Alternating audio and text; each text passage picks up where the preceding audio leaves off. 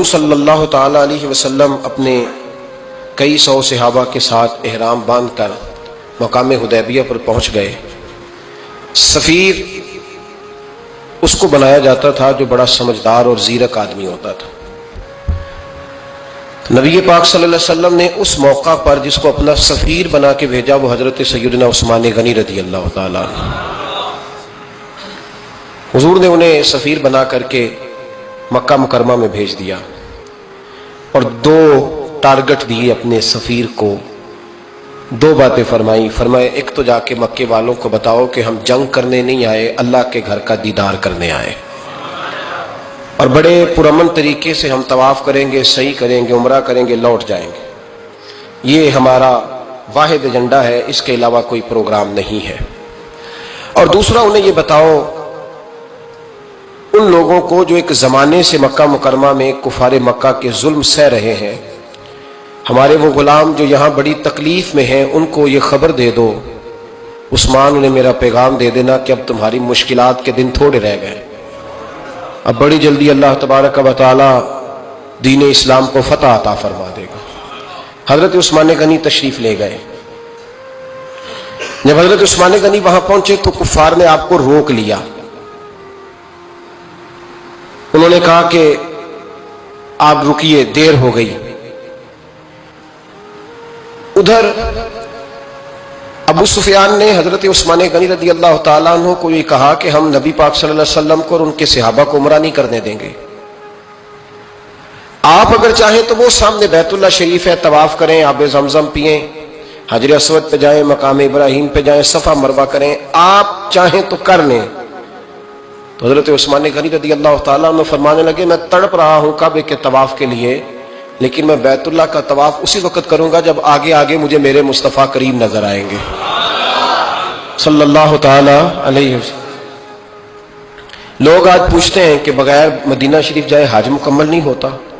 میں نے کہا مدینہ شریف کے بغیر حج ہو جاتا ہے پر مدینے والے کے بغیر نہیں ہوتا، اس لیے کہ حضور نے فرمایا صحیح مسلم میں خذوا عنی مناسککم، حج کے طریقے مجھ سے سیکھو۔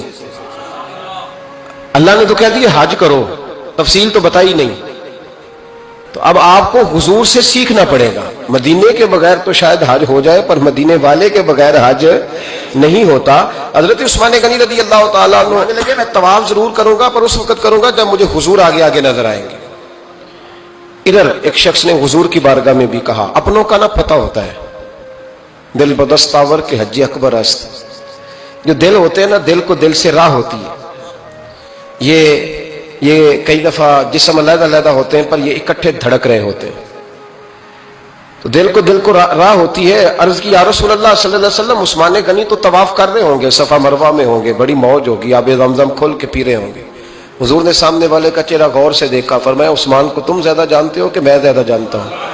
یا رسول اللہ آپ ہی زیادہ جانتے ہیں۔ فرمایا پھر فکر نہ کرو، عثمان میرے بغیر طواف نہیں کرے گا۔ بات ختم ہو گئی، میرے بغیر عثمان طواف نہیں کرے گا، ختم ہو۔ اب کسی نے افواہ پھیلا دی کہ حضرت عثمان غنی کو شہید کر دیا گیا۔ نبی پاک علیہ السلام تک بھی خبر آئی، حضور جانتے تھے۔ ہمارا دل نہیں کرتا کوئی انتشاری بات کرنے کو، لیکن جب لوگ کرتے ہیں تو پھر دل کو تکلیف ہوتی ہے۔ اب یہاں سب نے لکھا ہے کہ نبی پاک صلی اللہ علیہ وسلم کو خبر ملی، حضور پریشان ہوئے، صحابہ کو مشورے کے لیے بھی بلایا، بیعت رضوان بھی ہوئی۔ اگر علم غیب ہوتا، یہ سارا کچھ نہ ہوتا، اور میں نے کہا خدا کے بندے اگر حضور اپنا علم غیب اس وقت ظاہر کرتے تو حضرت عثمان کے لیے قرآن کی آیتیں نہ نازل ہوتی، اس بیعت کے تذکرے نہ ہوتے۔ ہر بات پہ لوگ معاذ اللہ تعالیٰ۔ اب دیکھیے نا یہاں یہ جملہ چھوڑنے کی کیا ضرورت ہے؟ تم قوم کو کیا دے رہے ہو؟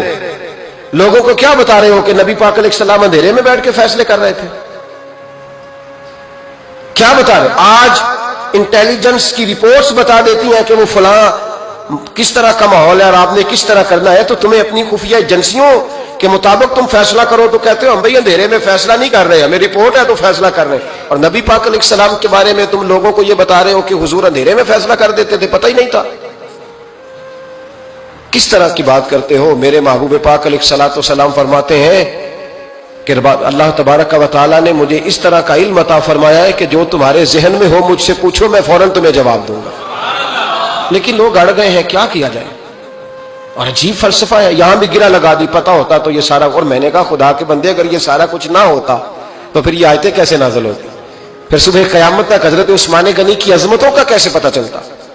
جب خبر ملی نا کہ حضرت عثمان غنی کو شہید کر دیا گیا تو حضور نے صحابہ کو بلایا، فرمایا آؤ میری بیعت کرو، حالانکہ بیعت پہلے ہو چکی، آؤ دوبارہ بیعت کرو۔ یا رسول اللہ کس چیز کی بیعت کرنی ہے؟ تو نبی پاک نے فرمایا میرے ہاتھ پہ بیعت کرو کہ ہم عثمان غنی کے خون کا بدلہ لیے بغیر یہاں سے جائیں گے نہیں، ہم عثمان کے خون کا بدلہ لیے بغیر یہاں سے جائیں گے۔ اور حوالہ کسی نے دیکھنا ہو علامہ اسماعیل حقی کا تو میں دکھاؤں گا، جس شخص نے دوڑ کر سب سے پہلے نبی پاک کی بیعت کی وہ مولا علی شیر خدا تھے، کہ یا رسول اللہ جانے نہیں عثمان کے خون کا بدلہ لیے بغیر، سب سے پہلے شیر خدا آگے بڑھے۔ آج لوگ انہی لوگوں میں اختلاف دکھانے کی کوشش کرتے ہیں، صحیح لا حاصل کرتے ہیں، سب سے پہلے دوڑ کر حضرت شیر خدا آگے بڑھے کہ حضور میں بیعت کرتا ہوں۔ نبی پاک نے صحابہ کے ہاتھوں میں بیعت ہو رہی ہے۔ یہ وہ والا واقعہ نہیں جو اس چوک میں پیش آیا تھا، یہ وہ والا واقعہ نہیں جو میرے ساتھ ہوا تھا تو میں آپ کو سنا رہا ہوں، یہ وہ والا واقعہ ہے جو رب کو اتنا پسند آیا کہ اللہ نے قرآن پاک میں بیان فرما دیا ہے۔ اس کی اہمیت کا اندازہ لگائے کہ رب کریم کو اتنا محبوب ہے یہ انداز کہ قرآن میں بیان کیا۔ ایک درخت تھا، کانٹوں والا درخت، اس کو شارحین نے لکھا ہے، کچھ لوگ کہتے ہیں بیری کا درخت تھا۔ نبی پاک درخت کے نیچے بیٹھ گئے، فرمایا بیعت کرو سارے۔ کن کے لیے بیعت ہو رہی ہے؟ حضرت عثمان غنی کے لیے۔ ایک بیعت دین کے لیے ہوئی، قرآن کے لیے ہوئی، حدیث کے لیے ہوئی، اللہ کی توحید کے لیے، اور آج نئے سرے سے بیعت ہو رہی ہے۔ کس کے لیے؟ بول کے بتائیے۔ حضرت سیدنا عثمان غنی رضی اللہ تعالیٰ عنہ، اس شخص کی عظمت کا کوئی اندازہ کر سکتا ہے جن کے لیے نبی پاک نے خاص کر کے تخصیص کر کے ایز اے اسپیشل بیعت لی؟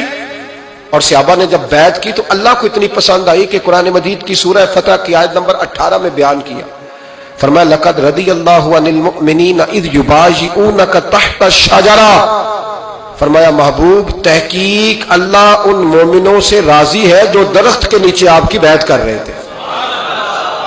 تحقیق اللہ ان سے راضی ہوا، ان ایمان والوں سے جو درخت کے نیچے آپ کی بیعت کر رہے تھے، درخت کے نیچے تحت الشجرہ۔ قرآن مجید کے الفاظ اگر آپ غور کریں گے تو آپ کو حضرت عثمان غنی کی عظمت کا پتہ چلے گا، اور اس واقعے کی حساسیت کی آپ کو سمجھ آئے گی کہ بیعتیں تو مسجد میں بھی ہوئی، لیکن نام لے کے نہیں کہا محبوب جنہوں نے مسجد میں بیعت کی، نام لے کے نہیں کہا، حالانکہ وہ بیعتیں بھی اللہ کو بڑی محبوب ہے۔ بیعتیں تو میرے بھائی نبی پاک نے بیت اللہ شریف کے پاس بھی کی، مسجد نبوی میں بھی کی، لیکن یہاں نام لے کر کوئی بھول نہ جائے۔ کسی نے کہہ دینا تھا کوئی اور بیعت تھی، جی لوگ شرع کر رہے ہیں نا مرضی، وہ تو کسی اور کی بیعت، نام لے کے کہا محبوب تحت الشجرہ، وہ جو درخت کے نیچے بیعت ہوئی، وہ جو بیعت درخت کے نیچے ہوئی، اور جنہوں نے بیعت کی لقد رضی اللہ عن المؤمنین، تحقیق اللہ ان مومنوں سے راضی ہو گیا، اللہ ان مومنوں سے۔ صحیح بخاری صحیح مسلم میں صحابہ نے پوچھا یا رسول اللہ اللہ کس طرح راضی ہوا ہے؟ فرمایا آج جس نے میرے ہاتھ پہ بیعت کی ہے رب کریم نے وعدہ کر لیا ہے سب کو جنت عطا فرمائے گا، جنتی ہو گئے سارے۔ حضرت عثمان غنی رضی اللہ تعالیٰ عنہ کی یہ عظمت، یہ شان قرآن پاک نے بیان کر دی کہ حضرت عثمان کے نام پر صحابہ جمع ہوئے، اللہ تبارک و تعالیٰ نے اس واقعے کا ذکر قرآن مجید میں فرما دیا۔